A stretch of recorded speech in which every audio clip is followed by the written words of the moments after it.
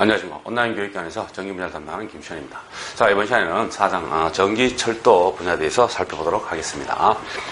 자, 먼저 전기 철도 그러면은 전기를 주 동력으로 해서 우리가 전기차를 운송하는 여객이라든가 화물을 수송하는 기차를 가지고 얘기하죠. 이와 같이 다양하게 지상철도 있고 지하철로 가는 지하철도 있고 이와 같은 우리 전차 선로를 전차 레일이라든가 전차 선로를 통해 가지고 우리가 전기를 급전해서 가는 것이 바로 전기 철도가 되겠습니다.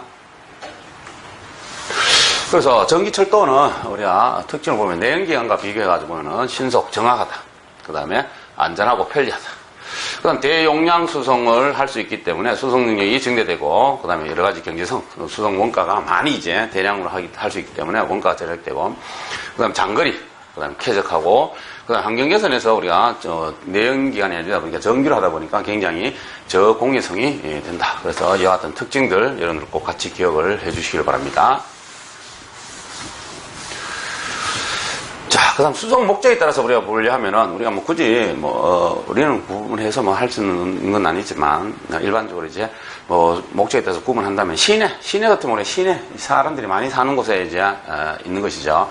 그래서 보통 이제 시내 철도도 노면 철도라든가 트롤리 버스 이런 것들을 가리키는데요. 우리나라에서는 이거는 없죠. 노면 철도라든가 트롤리 버스는 없습니다.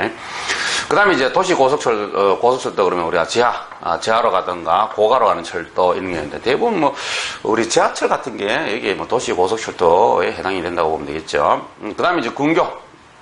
우리가 위성도시라든가 주변에 인접한 도시하고 연결해가지고 사용하는 곳이 되겠고요. 도시간 철도랑은 도시하고 도시 사이에 연결하는 거. 예를 들어서 서울, 인천, 이런 식으로 해가지고 가는 이제 철도가 되는데, 대부분, 그런데 이제 서로 이제 도시간 갔다 하는 거지. 대부분 우리나라에서는 지하철 개념이죠. 지하철 개념으로 보시면 되겠습니다.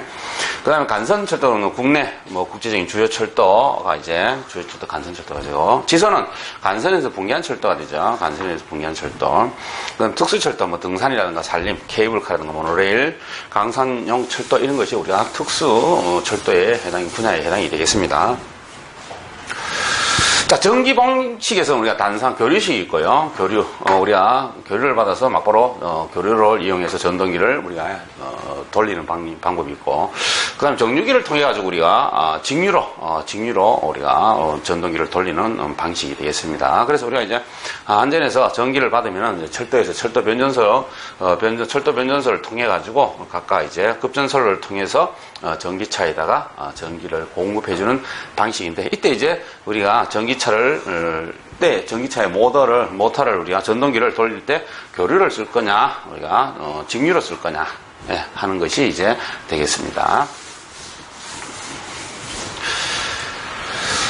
먼저 직류 방식을 보면은 직류죠. 직류라고 하면 우리가 정류를 해가지고 써야 되기 때문에 기본적으로 이제 정류를 해서 우리가 쓰게 되죠. 그래서 우리가 투투나인이라든가 또는 154 교류를 우리가 받아가지고 교류용 받아서 우리가 철도형 변전소의 변압기를 이용을 해서 우리가 적게는 전압을 낮췄습니다. 그럴 때 우리가 주로 이제 교류를 받아서 뭐로 봐야 됩니까? 직류로 우리가 변화를 해야 되기 때문에 이 같은 정류 장치를 통해 가지고 직류로 정류한 뒤에 우리가 전기철도에다가 보내주는 방식이 되겠습니다.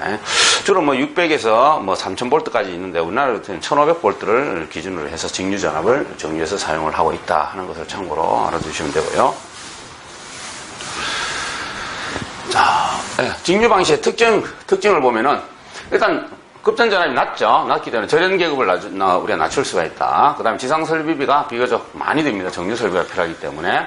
그 다음에 인접 통신선에 대해서 우리가 유도 장애가 없다 하는 것이 되고요. 경량이다. 그 다음에 단거리 수송에 유리하고. 자, 운전 전류가 큽니다. 그래서 누설 전류에 의한 전식에 대해서 우리가 대책이 필요하고. 그 다음에 교류를 직류로 변환시키는 정류기가 우리가 필요한데, 이때 이제 정류기가 다른 설비를 해야 되기 때문에 어느 정도 비용이 든다는 얘기고요. 우리가 전기가 좀 평행부하죠. 그래서 월평행률이 적습니다. 그 다음에 전차 설비가 또 필요하다. 좀 들어간다는 얘기죠. 우리 직류를 하기 때문에. 그 다음 차량 탑재 설비는 우리가 가격은 좀 낮다고 보면 되겠습니다. 그 다음 교류 방식입니다. 교류는 우리가 교류 방식, 변전소에 우리가 주고받는 교류를 우리가 삼성 교류 단상이나 단상 변압기라든가 또는 삼상을 이상으로 바꾸는 변환 장치를 통해 가지고 우리가 단상 교류를 전기차에다가 우리가 공급하는 방식이 되겠습니다. 이때 이제 교류식에서는 구분할 때 뭐로 구분하느냐? 바로 단상이냐, 삼상이냐, 주파수별로 우리가 구분하고요.